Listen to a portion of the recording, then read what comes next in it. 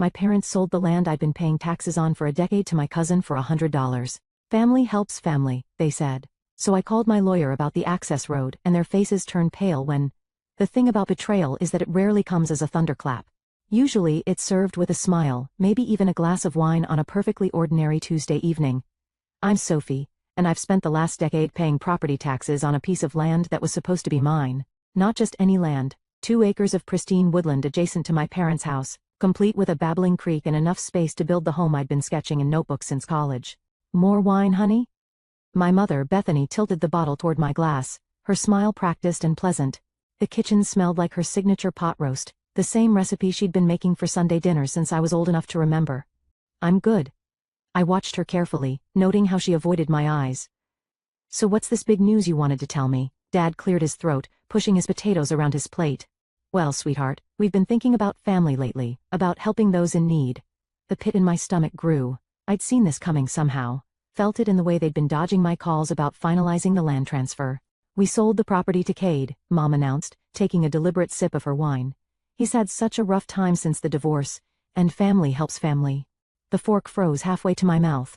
You sold my land to Cade? Well, technically it was still in our names, Dad mumbled, not meeting my gaze. The land I've been paying taxes on for 10 years? The land you promised me on my 20th birthday? Mom waved her hand dismissively. Oh honey, you're doing so well with your career. Cade really needs this fresh start. He's got such wonderful plans for the property. How much? My voice was steady, surprising even me. They exchanged glances. Dad spoke first. We let him have it for $100. Symbolic, really. Family rate. I set my fork down carefully, remembering all those property tax payments, the surveyor I'd hired, the soil tests I'd paid for, 10 years of planning, saving, dreaming. $100, I repeated. And when were you planning to tell me about this family arrangement? Don't be difficult, Sophie, Mom sighed. You've always been so rigid about things. This is what families do, we help each other. Cade's going through a rough patch. I thought about the gravel road leading to that property, the only legal access point. The road I'd quietly purchased 3 years ago when I noticed my parents getting weird about the land transfer timeline. The deed was sitting in my safe at home, paid for in cash. When's he moving forward with his plans? I asked, keeping my voice neutral. Oh, he's so excited. Mom brightened immediately. He's already talking to contractors about clearing some trees, maybe building some rental cabins. He's got such an entrepreneurial spirit. Dad nodded enthusiastically. He's thinking of calling it Whisper Pines Resort. Cute, right? I smiled and reached for my wine glass. Very cute. See? Mom beamed. I knew you'd understand once we explained. You've always been the practical one, and it's not like you can't afford to buy another property somewhere else. The practical one, code for the boring one, the reliable one. The one who could be counted on to swallow her anger and play nice at family gatherings. Of course I understand, I said softly. Family helps family, right? They relaxed visibly, probably congratulating themselves on how well this had gone. Mom started chattering about the family barbecue this weekend, where Cade would share his big plans with everyone. I nodded at all the right moments, asked appropriate questions about the menu, and helped clear the dishes, all while thinking about that deed in my safe, about the property laws I'd researched obsessively, about the lawyer friend who'd helped me secure that road purchase, knowing exactly what it might mean someday. You'll come to the barbecue, won't you? Mom asked as I gathered my purse to leave. Everyone will be there, even Michaela's flying in. Wouldn't miss it, I assured her, accepting her hug. After all, family helps family. Dad walked me to my car, hovering awkwardly. You know we love you. Right, sweetheart? I turned to him, this man who'd promised me the world and delivered it to someone else for $100. I know, Dad. Everything's fine. As I drove home through the darkness, I thought about that gravel road, about access rights and easements, about 10 years of patience and planning, about karma and justice, and the sweet, slow taste of revenge served at exactly room temperature. I pulled into my driveway, smiling as I remembered the deed safely tucked away in my safe. Sometimes the best revenge isn't about burning bridges. It's about owning the only road to cross the river. Saturday arrived with the kind of perfect weather that makes family barbecues look like commercials for the American dream. I brought potato salad, and my best fake smile. Sophie. Cade's voice boomed across my parents' backyard, just the cousin I wanted to see. He was manning the grill, spatula in one hand, beer in the other, looking exactly like someone who just gotten prime real estate for $100. Cade. I nodded, setting my dish on the crowded picnic table. How's life? Amazing. Just amazing. He gestured expansively at the tree line beyond the fence. Have you seen my new property? Your parents told you about that, right? Such a blessing. I watched him flip burgers with the confidence of a man who'd never had to fight for anything. They mentioned it. You've got to come see what I'm planning. I'm thinking luxury camping, glamping. Rich people eat that stuff up. He leaned in closer. Beer breath mixing with charcoal smoke could make a fortune once it's up and running. Sounds ambitious, I said. How are you accessing the property? He waved vaguely toward the gravel road.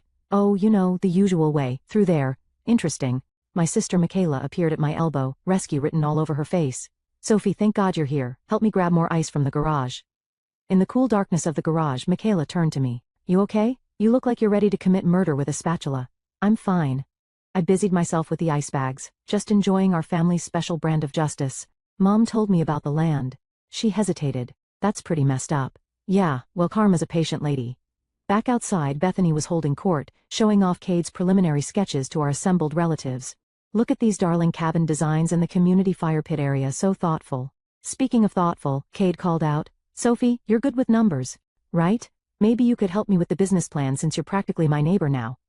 Several relatives chuckled. I felt their eyes on me, waiting for the good sport, the practical one, to play along. Sorry, Cade, my plate's pretty full right now. Oh, come on, he pressed. Family helps family, right?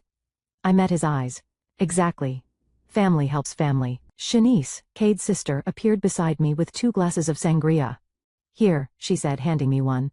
You look like you need this. We drifted away from the crowd, finding shade under the old maple tree. Shanice watched her brother holding court at the grill.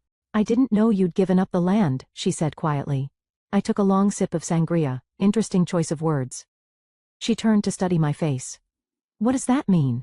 It means some things aren't given up, they're taken. The afternoon wore on. I played my part, nodded at the right moments, helped Mom clean up paper plates.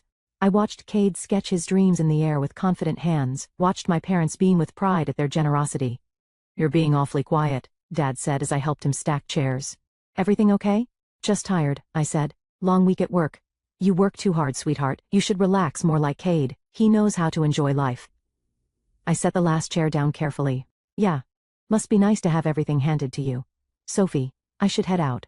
I cut him off. Early meeting tomorrow. I made my goodbyes, deflected Cade's attempts to show me more plans, and escaped to my car. As soon as I was out of the driveway, I pulled over and called Bailey. How was the family circus? My lawyer friend asked. Educational. I watched the sunset paint the sky pink through my windshield. Cade's already planning his resort empire, talking about construction crews and cabin designs, without checking property access rights, bold strategy. He always was an optimist. I drummed my fingers on the steering wheel. It's time, Bailey. Let's shut this party down. You sure? Once we send that letter, there's no going back. Your family's gonna lose their minds.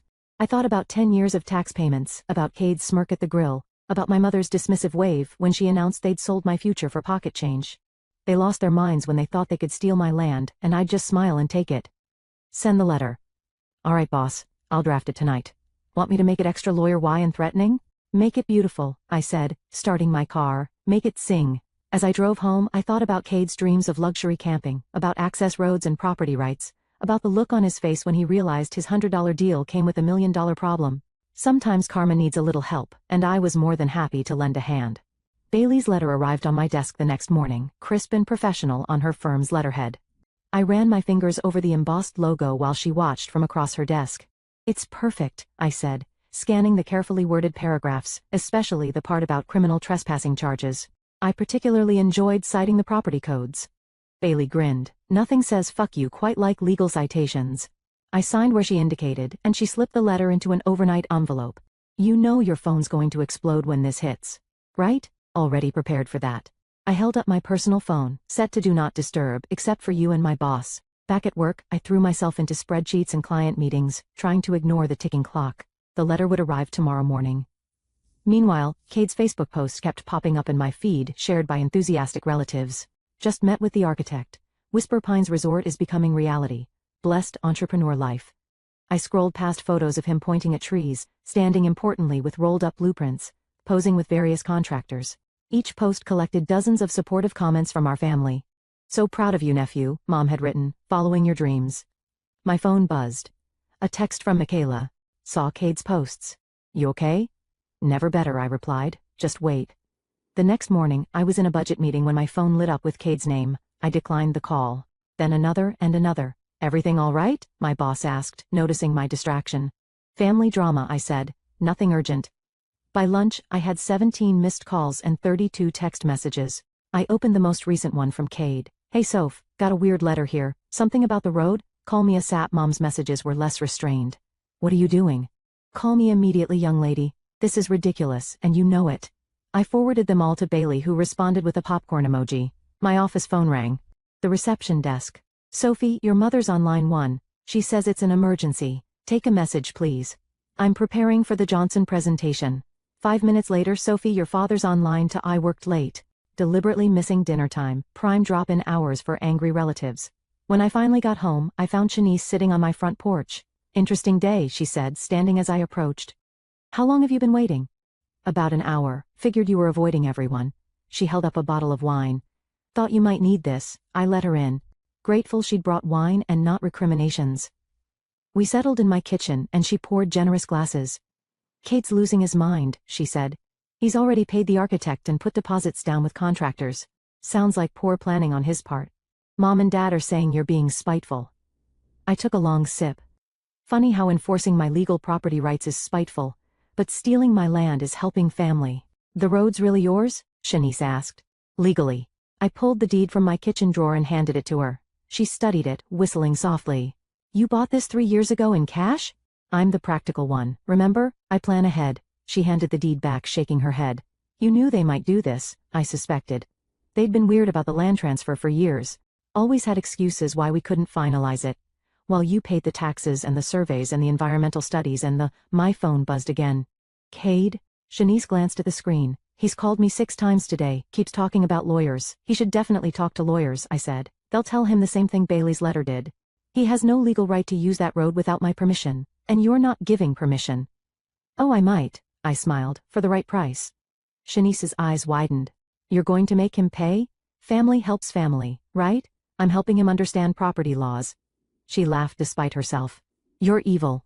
No. I'm practical and tired of being the family doormat.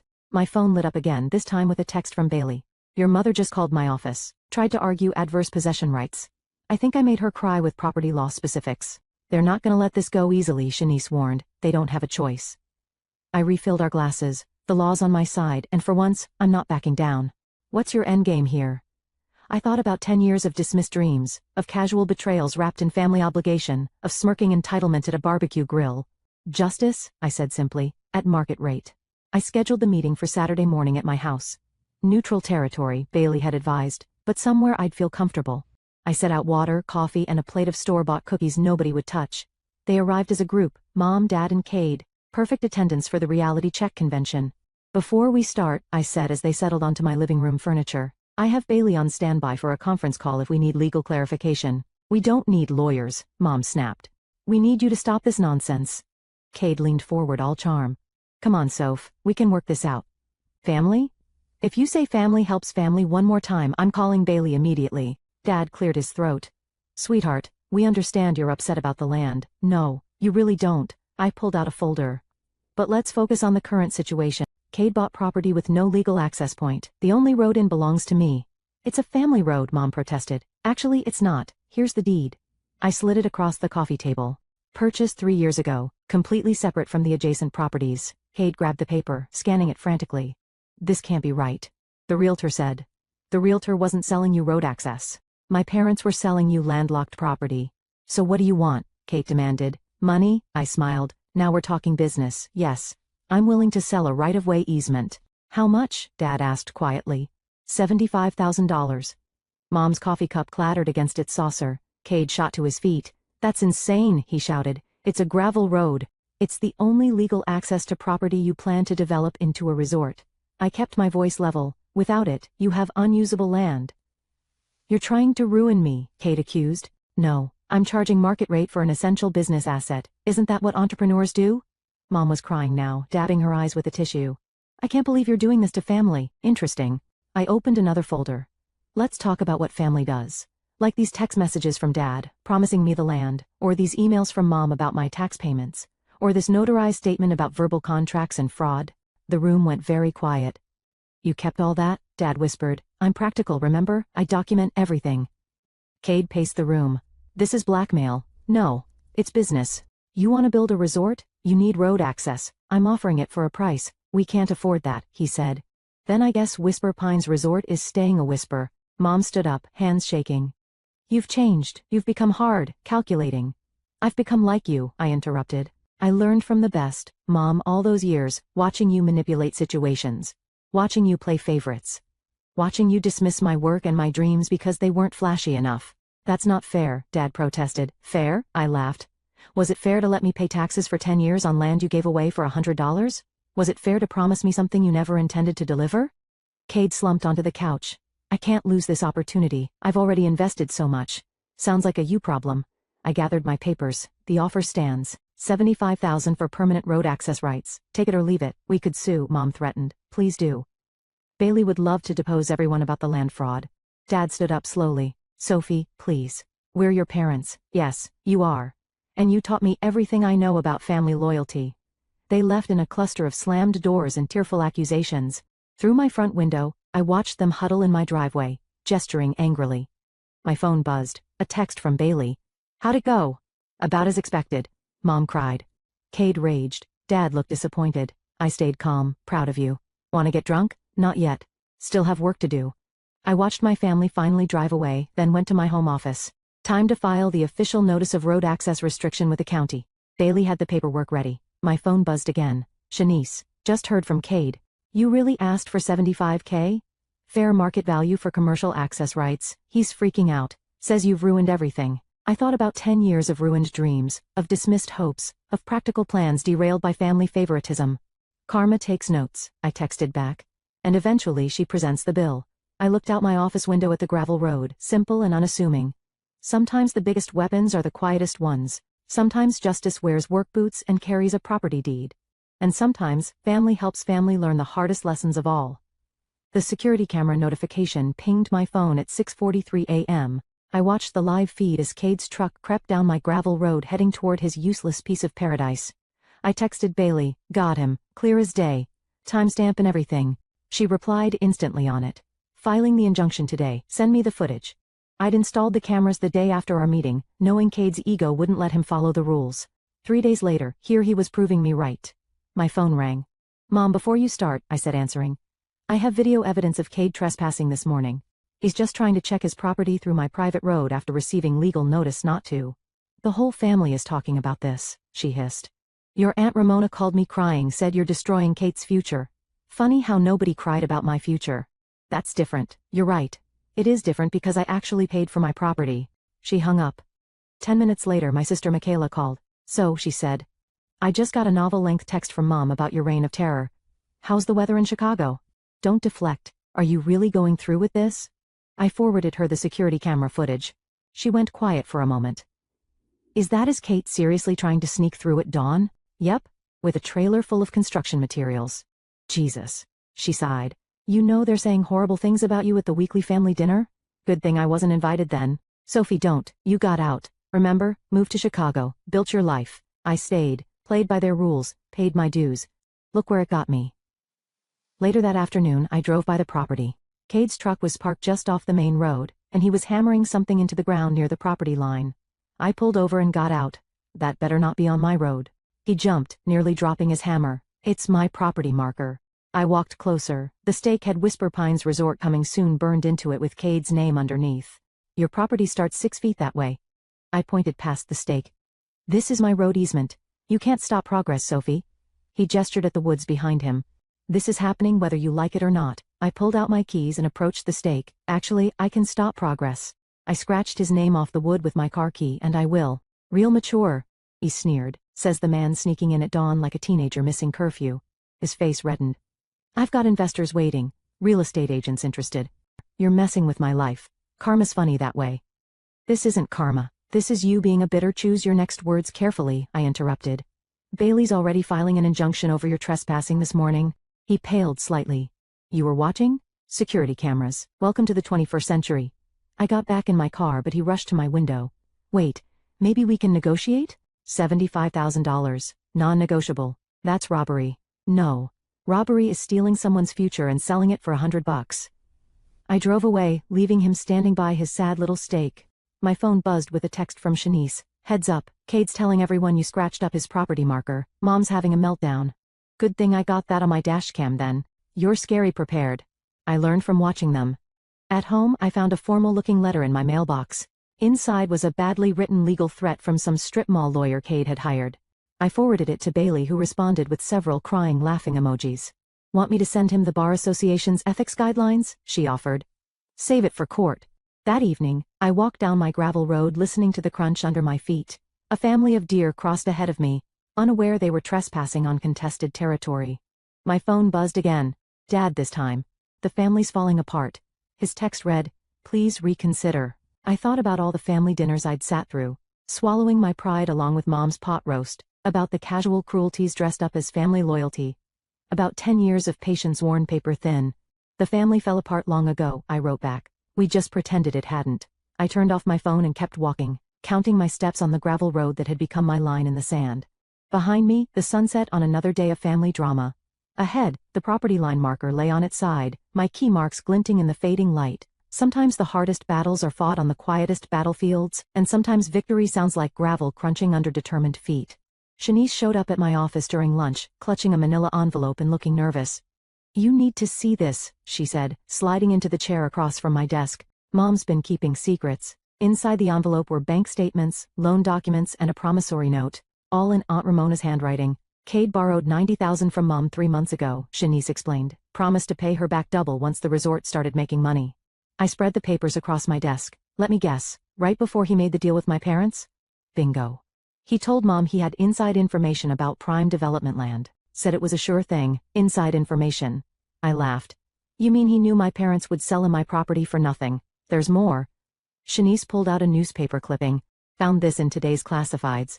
The ad was small but bold. Luxury tiny homes coming soon to Whisper Pines. Pre-sale reservations now available. It listed Cade's LLC and a phone number.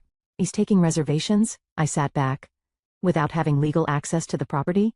That's not even the worst part. Shanice leaned forward. Mom's house is in foreclosure. She leveraged it for Cade's loan. My phone buzzed. Bailey, turn on the local news website, her text read. Right now. I pulled up the site on my computer. The headline made my stomach turn. Local developer promises eco-resort revolution. There was Cade, standing on my parents' back deck, gesturing at the woods behind him. The reporter looked suitably impressed as he described his vision of sustainable luxury camping. Construction begins next month, he announced confidently. We're just finalizing some minor details. Minor details? I grabbed my phone. Bailey, tell me you're seeing this. Already on it, she replied. Check your email. I found his LLC filing with the state. The document showed exactly what I expected. Cade had listed my road as his legal access point without any documentation or permission. That's fraud, Shanice said, reading over my shoulder. Yes, it is. I forwarded everything to Bailey, and now we have proof. My office phone rang. The front desk. Sophie, your mother's here. Send her up. Shanice stood. Want me to stay? No, but keep your phone on. This is about to get interesting. Mom burst in moments later, waving her phone with the news article. Are you happy now? Everyone's talking about how you're blocking progress in the community. Sit down, Mom. We need to talk about Aunt Ramona's loan. She froze. What? The $90,000 Cade borrowed, the house she mortgaged, the fraud he's committing right now, that's private family business. So is theft, I said quietly. So is fraud. So is destroying someone's future for profit. He's family. So am I. I slapped the papers down. But you forgot that part, didn't you? When you sold my land to cover his gambling debts, Mom sank into a chair. How did you know about the gambling?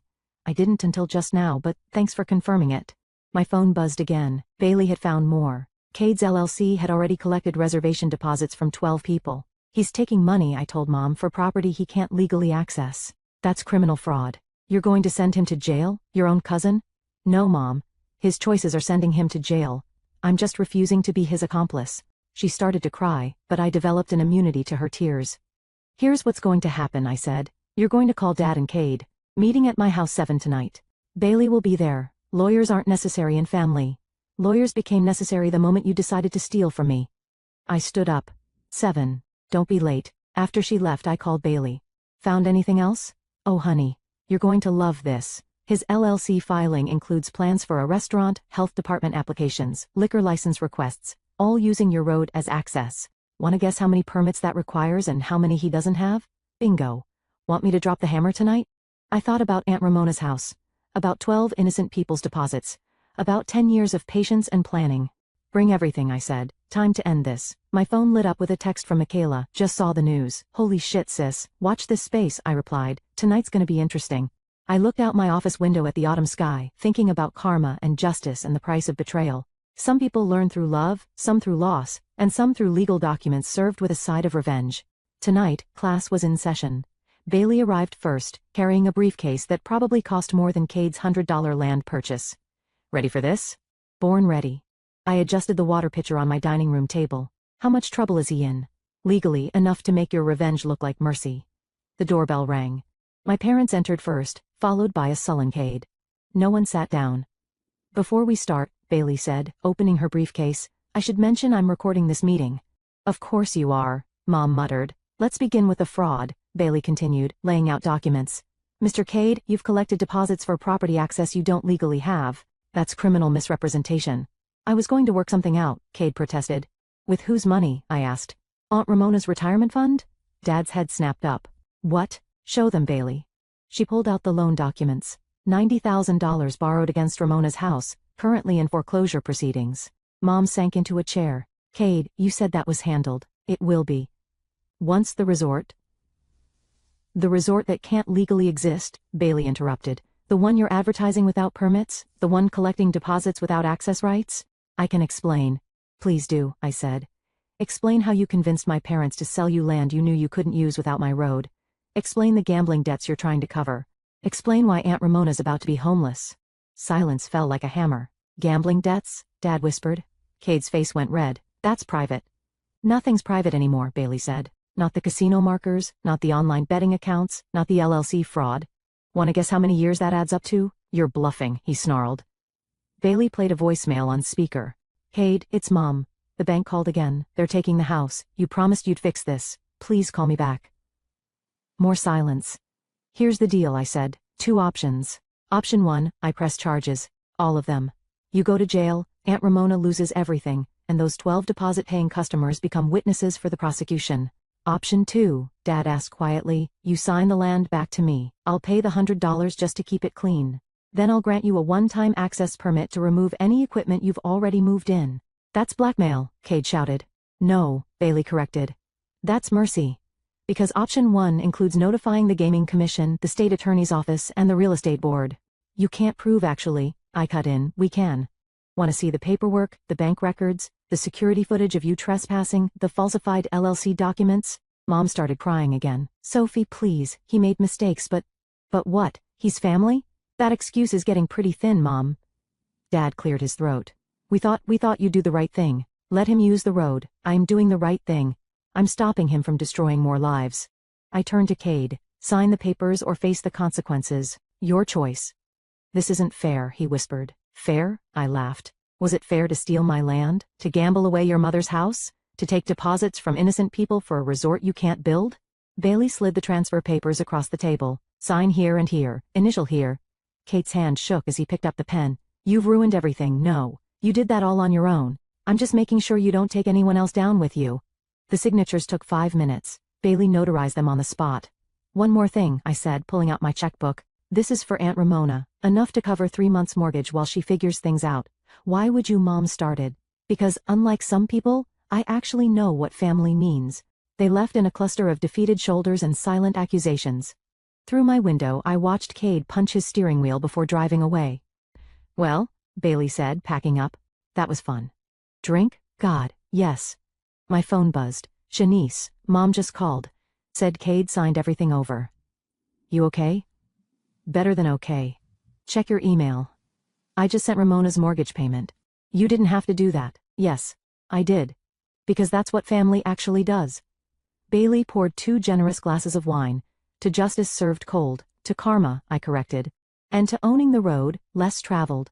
Outside, the gravel crunched under departing tires. Inside, I finally felt the weight of 10 years lifting from my shoulders. Sometimes the best revenge isn't about destroying someone, it's about stopping them from destroying themselves, and sometimes it's about knowing exactly where to draw the line, preferably in gravel with a deed to prove it.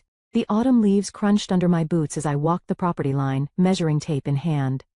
Bailey walked beside me, marking coordinates on her phone. Perfect spot for the cabin, I said, stopping at a small clearing overlooking the creek. Just enough elevation to catch the sunrise.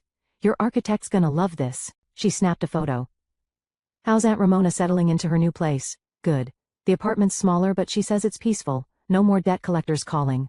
My phone buzzed. Shanice sending her weekly update. Cade took a job in Seattle. Mom's still not speaking to anyone. Dad keeps asking if you've started building yet. I sent back a photo of the clearing.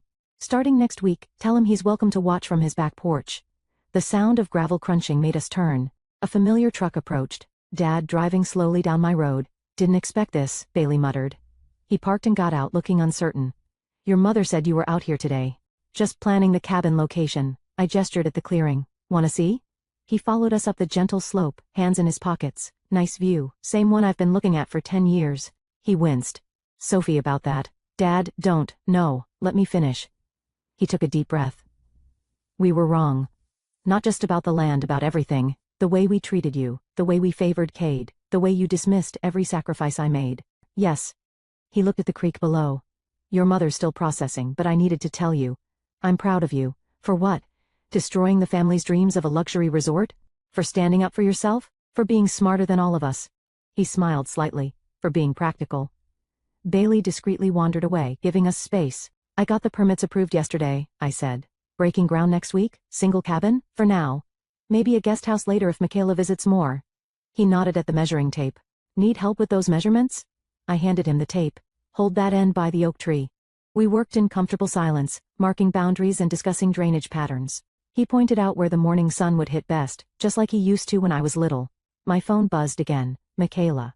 Booked my flight for the groundbreaking. Need me to bring Mom's pot roast recipe? Already got it, I texted back. But bring wine. Dad helped me pack up the equipment. Your mother found your old sketchbooks last week, the ones with all the cabin designs. She kept those in the attic. She cried when she saw the dates. 10 years of drawings, 10 years of planning, I corrected, while paying taxes on someone else's gift. He flinched. We can't change the past, no, but we can learn from it. I locked my truck, coming to the groundbreaking if you'll have me. One condition, no talk about family helping family. Actions speak louder. He nodded. Fair enough. As he drove away, Bailey returned.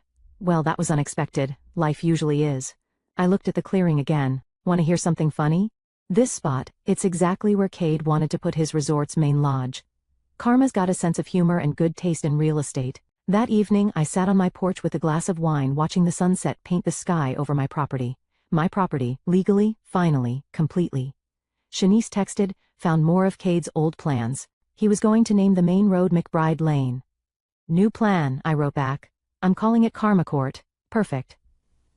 Hey, Mom's asking if you meant it about Dad coming to the groundbreaking. Yes.